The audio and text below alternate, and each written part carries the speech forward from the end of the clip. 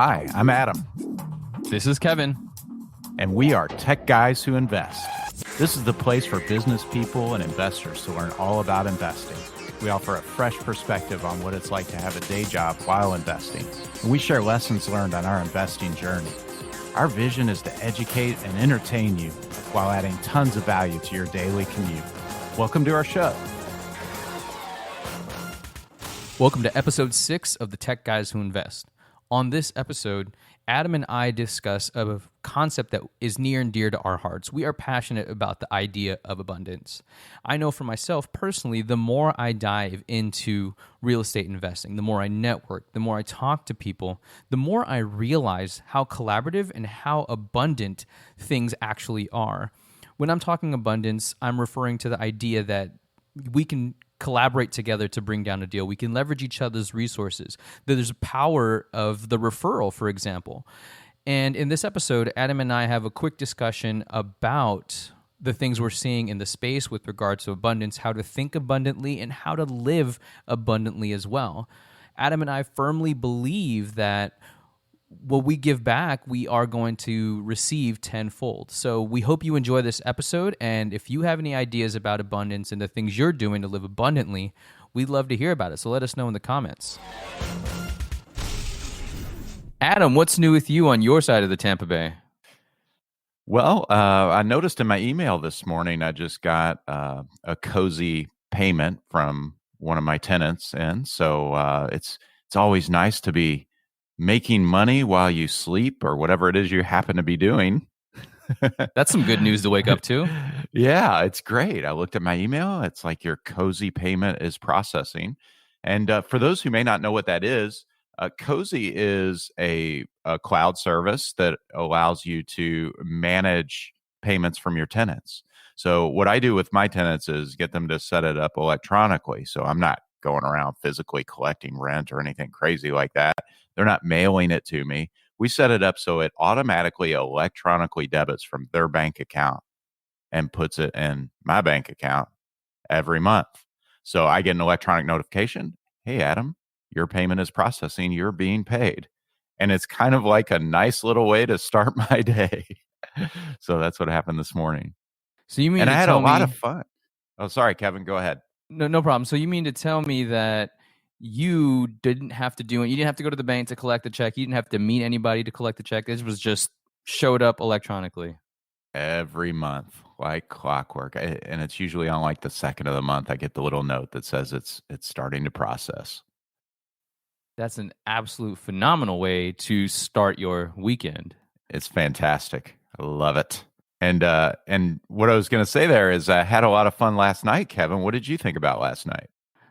The cash flow game we played last night was a blast. It was an absolute blast. And for our listeners, Adam and I got the idea from our mentor to start a cash flow game as a meetup to kind of get together or bring together like-minded individuals, people that want to learn more about passive income, talk strategies about investing.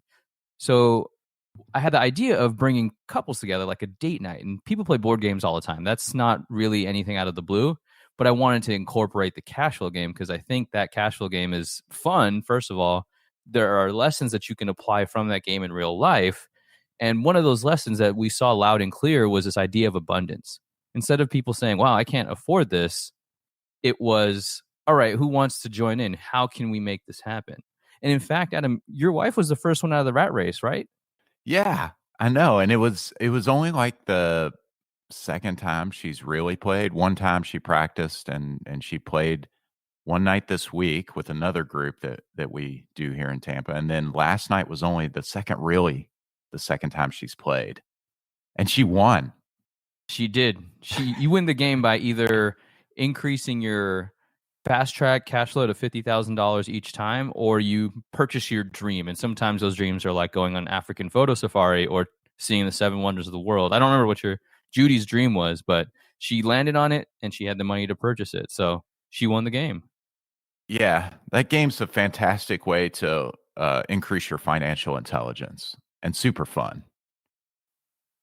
Yeah, I agree 100%. And what's funny is there is notion that, oh, you starting out as a janitor in the game and you have the low one of the lower ends of the salaries that exist, and you have jobs like engineer, doctor, lawyer, secretary, teacher. It's a wide range of salaries.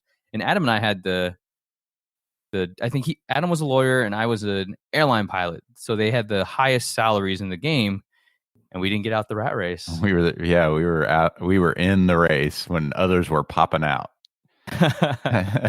And we run the cash flow game here in Tampa every 3 weeks.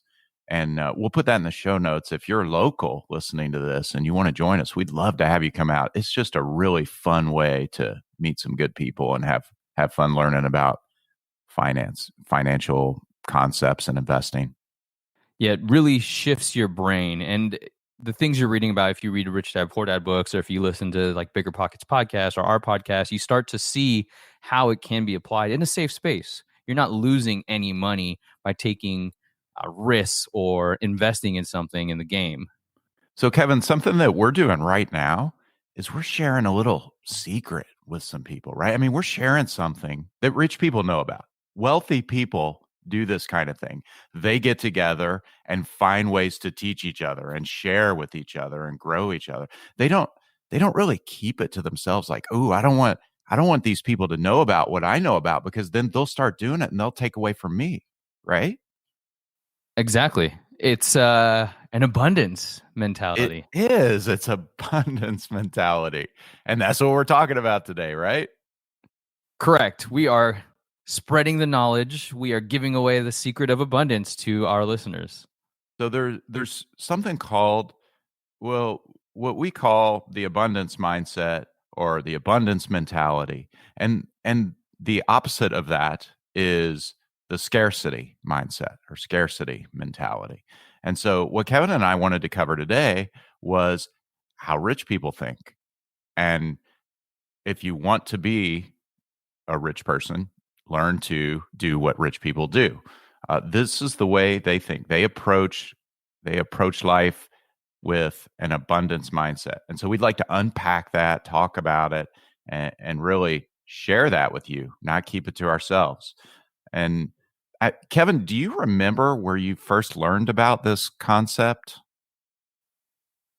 That's a good question. I don't think I have. I can't pinpoint the first time I heard it. I kind of always believed in, if I can make everybody else win, I will strive to find that solution.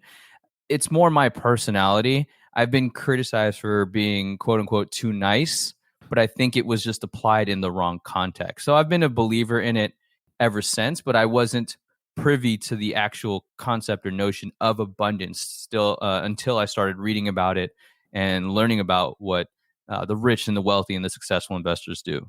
That's pretty cool, man. And that's you have a unique default position there. Most people do not have that, or maybe it's just drilled out of them through traditional education and experiences by surrounding themselves with workers, people Robert Kiyosaki might call in the E quadrant, who learn to develop that scarcity mindset. It's a zero sum game, right? Your win is at the expense of someone else's loss in a way.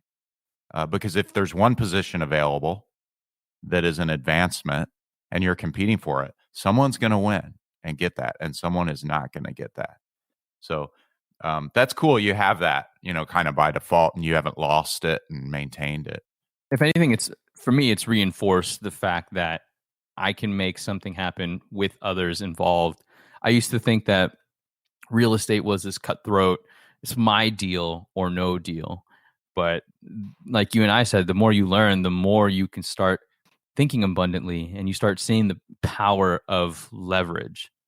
Yeah, when I first learned about it, well, actually, I think when I first read about it was in Stephen Covey's 7 Habits of Highly Effective People. And when I read that book, I was pretty immature, and I honestly didn't fully process some of the concepts in the book, like that one. I think at the time I read it and thought, well, this is interesting, and it seems like it might make sense, but I didn't really internalize it and apply it to my life. But fast forward to when I was really discovering the idea that I could become wealthy and I could really do this. Started to just read a ton of things. And I read a book by T. Harv Eker called The Secrets of the Millionaire Mind. And for some reason, it was like the right time for me to get that concept. And it just opened my eyes and completely changed how I started to look at things. So I think one way I want to illustrate the idea of abundance is to talk about the opposite of it, right? The scarcity mindset. And what would be an example, in your opinion, Adam, of this scarcity mindset? Well, I think it might be where I'm I'm not wanting to share something with another person because I'm afraid I will lose and they'll win.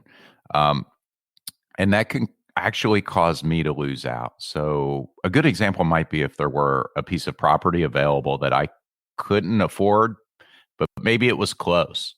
Uh, and, and I'm thinking, how can I get the money without letting other people know about it? Because I don't want them to take the deal away from me. Right. And then what can happen is if you're not able to somehow pull that off, you could just lose it altogether and lose the opportunity. And then the opposite of that might be where you find the property and you're actually sharing that with people who might be able to partner with you on it, and you each get a portion of it. And 50% of a good deal is better than 0% of no deal. Agreed. When Stephanie and my girlfriend were playing the cash flow game last night, we came across an opportunity where she funded, I think, the majority of the money for the down payment, which was maybe 60%, 75%. But because I brought the deal, I negotiated for it to be 50-50. So that is definitely thinking abundantly as well. And one thing that I am, from a scarcity perspective, it affects me when I try to negotiate the price of a note that I'm looking at. I've been playing around with PaperStack trying to buy a note and talking to the sellers, and I get this fear that if I try to negotiate and put them in a unfavorable position that they don't want to deal with me, that I'll lose this deal and I won't be able to find another one. And that is a scarcity mindset that I'm trying to get away from. That this opportunity is the only one that I have, and this is the one that if I don't get it, I'm going to lose. So I think that is also a scarcity mindset that is similar to what we're talking about. But I just wanted to illustrate where I'm struggling with scarcity. Yeah, no, that's really good. And that kind of makes me think that it would help some people who are trying to start looking at things this way, who don't currently get started. Like, how could somebody get started understanding more about this, learning how to think this way if they don't already? I would say is talking to people more knowledgeable. It Abundance doesn't necessarily have to mean share an opportunity. Knowledge is potentially an opportunity as well. It's Asking huge. asking people, hey, what are you looking at in the market? What types of markers are showing you that this is a good place to invest? What do you look for in a property? I just want to understand. I'm coming out of a sense from a perspective of curiosity. That some people won't tell you, and that's fine. That's their prerogative. They don't have to tell you. But those from the abundance space, they see, oh yeah, I'm looking for this. And from my perspective, if I tell somebody what it is I'm looking for and what I think makes it good, that also is leverage. Because now if this person's looking in an area that I'm not looking in, but they see something and they think of me like, oh yeah, Kevin likes this particular property for these notes, I'll tell him about it. I have no problem paying somebody for bringing me an opportunity. They've added value to me, so I'll compensate them accordingly. So the idea of knowledge sharing and telling people what you want is also a form of abundance, in my opinion. Yeah, I agree. And I think another way is to maybe read some articles about it, read about it from wealthy, successful people such as Stephen Covey or T. Harv Eker. Um, those two books I mentioned are good places to start to learn about it. So just kind of educating from those who live it. So I totally agree with that.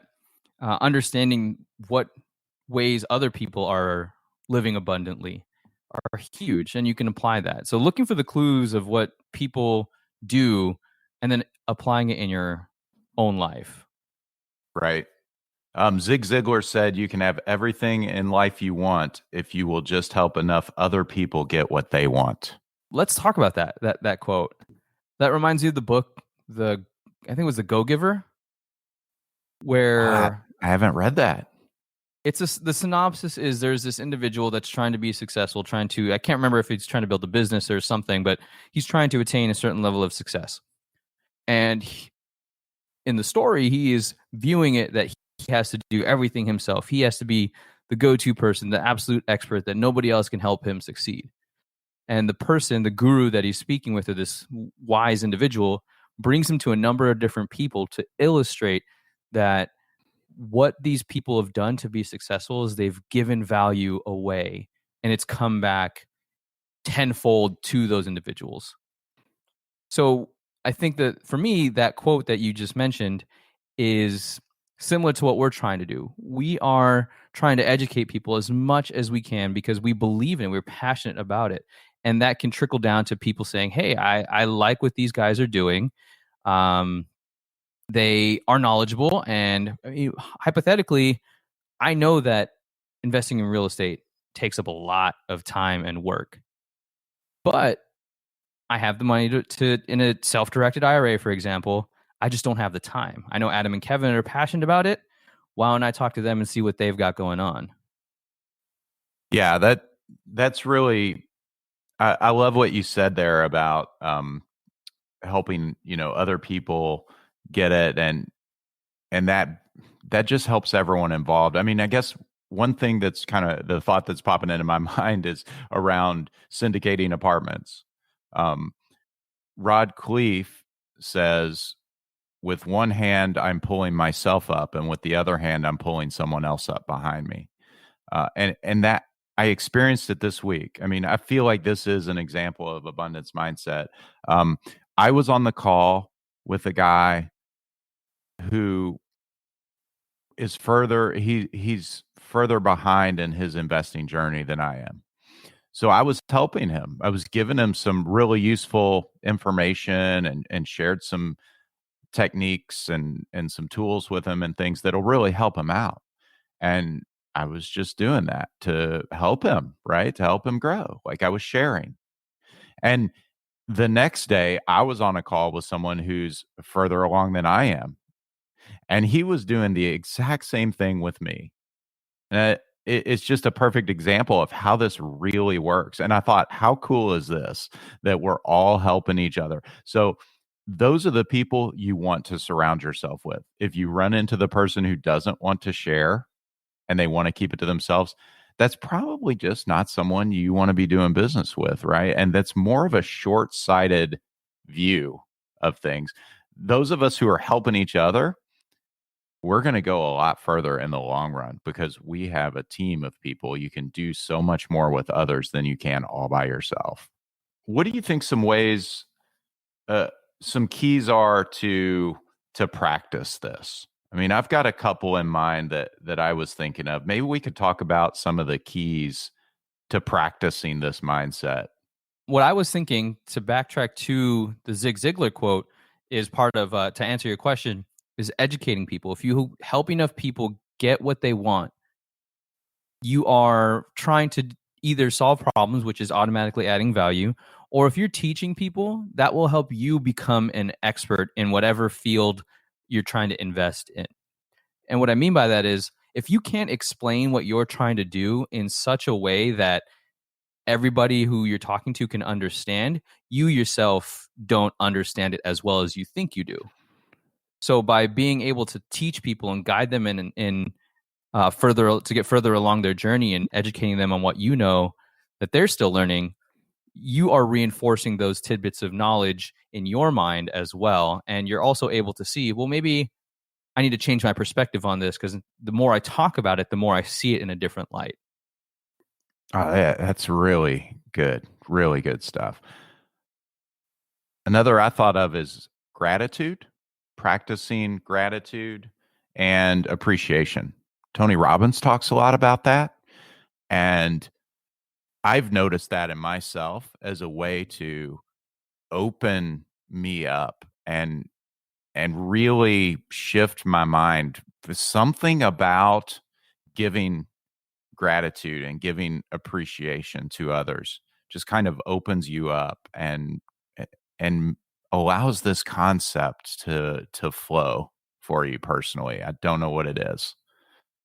I couldn't tell you exactly what it is either. I haven't studied the science behind it, but it's worked for me. I've had weeks recently where I get so hard on myself that I'm not doing enough. And even though I'll do certain things and fulfill a goal, it's like, man, I'm still behind. I still have so many things left to do. I feel like I haven't made enough progress.